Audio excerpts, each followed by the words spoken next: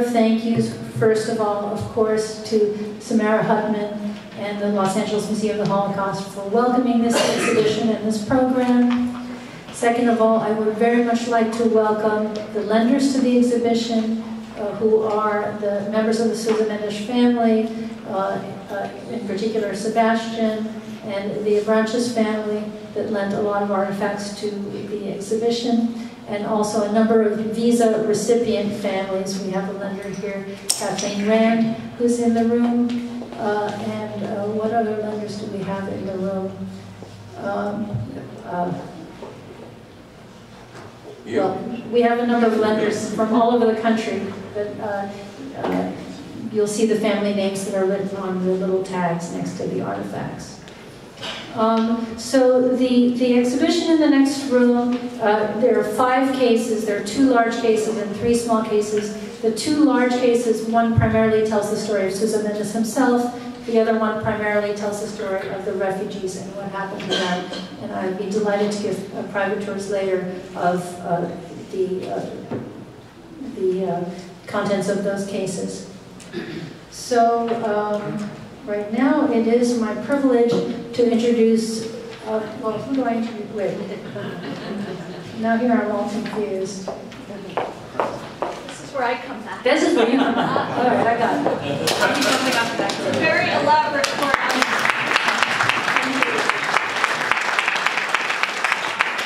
I think it's because Olivia and I had to toss a coin to see who would get to introduce Dr. Berenbaum, and I won. Not only am I grateful to him as a personal mentor in this work, but I think the world and the community owe him a collective debt of gratitude for the overarching mentorship in this field. And he's humble, so he's wincing, but it's true. Dr. Michael Berenbaum is Professor of Jewish Studies and Director of the Siggy Ziering Institute at American Jewish University. Most notably, he's a member of the Advisory Council of Sousa Mendes Foundation and a member of the Remember Us Advisory Board, where I first came to know him and appreciate his humanity, his kindness, his ability to guide things, and his great sense of humor. Please welcome Dr. Michael Berenbaum.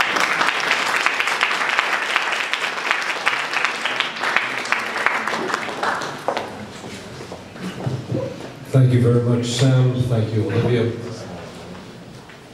I want to do 4 things all very briefly. First, let's mark this week. This week is January 27th, which is the 71st anniversary of the liberation of Auschwitz, and which has become for the world International Holocaust Remembrance Day.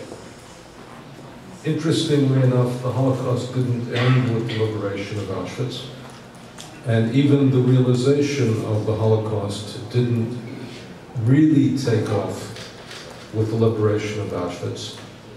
But Auschwitz has become emblematic of the crime, the epicenter of the crime. And it's intriguing that the world has chosen, in part because as a counter-testimony to Holocaust denial, has chosen the day of the liberation of Auschwitz to speak of the importance of the Holocaust. We, and I say this with the Los Angeles Museum of the Holocaust, and tomorrow at the American Jewish University, where we'll present Circular 14, this incredible oratorio by Neely Bruce, have chosen not to reflect on the crime, but to reflect on those who prevented some from suffering from that crime. And therefore it's a very different angle of vision, because it speaks of what it takes to oppose tyranny, oppression, and death, and also emphasizes the importance of both how much was done, but how little was done.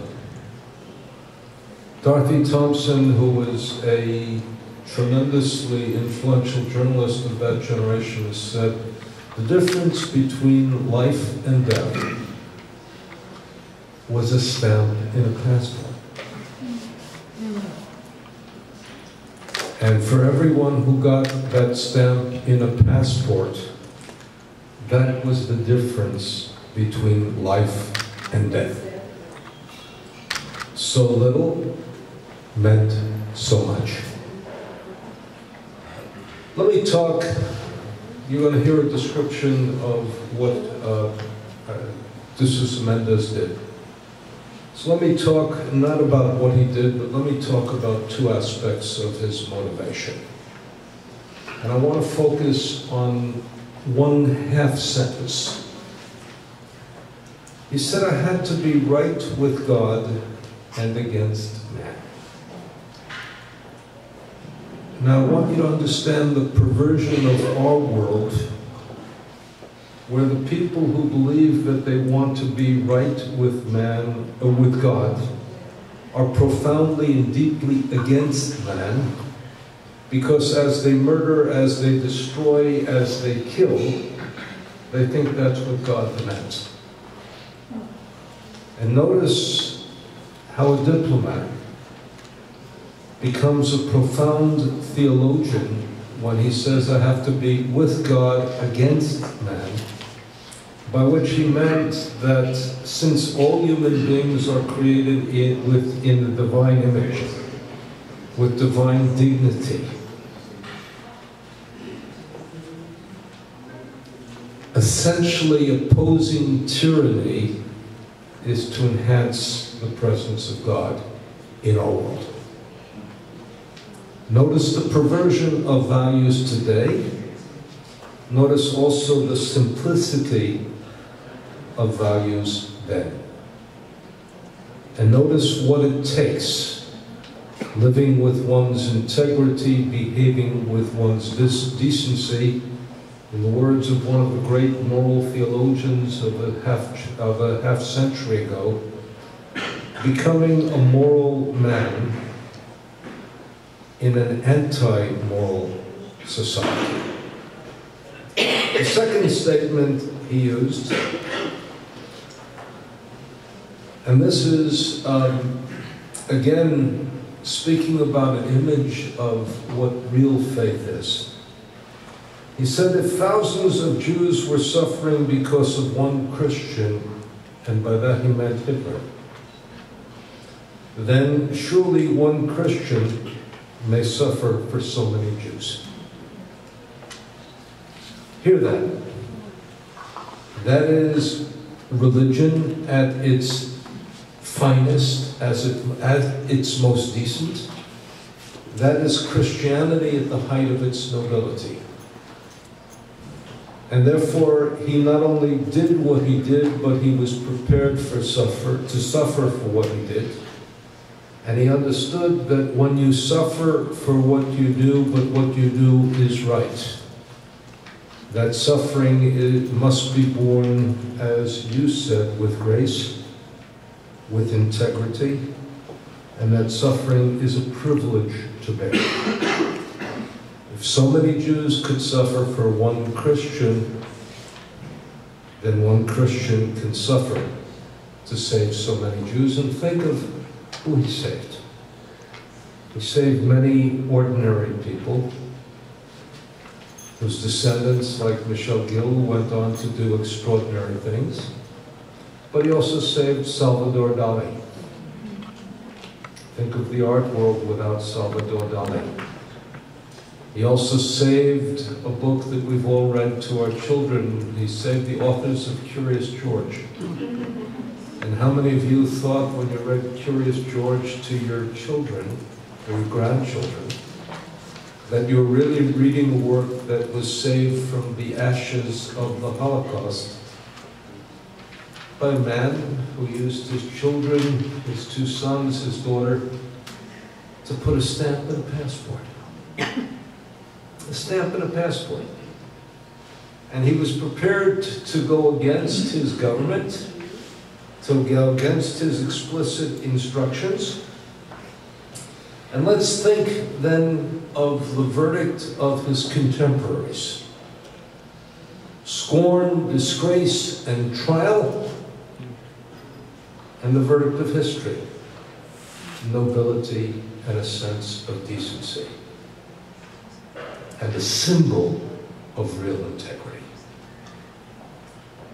Last point, which says not anything about the Sousa Mendes, but everything about us. As one contemplates the life of this noble yet disgraced diplomat, we must ponder how different is the hasty, fearful judgments of governments and the heroic, dissonant actions of men of integrity, men and women of conscience and integrity, determined to remain moral in an immoral world. Sadder still, we must wonder, we must ponder, and perhaps ponder in shame, why all this sounds so familiar. Thank you very much.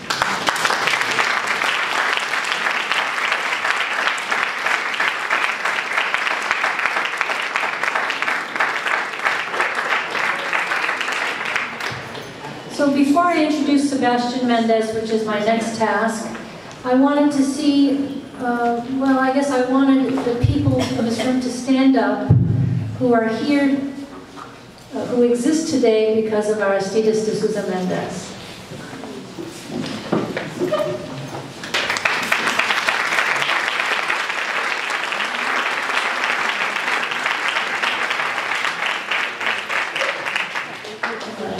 I wanted to make sure to do that. That was my father right there who stood up, and I exist because of him. And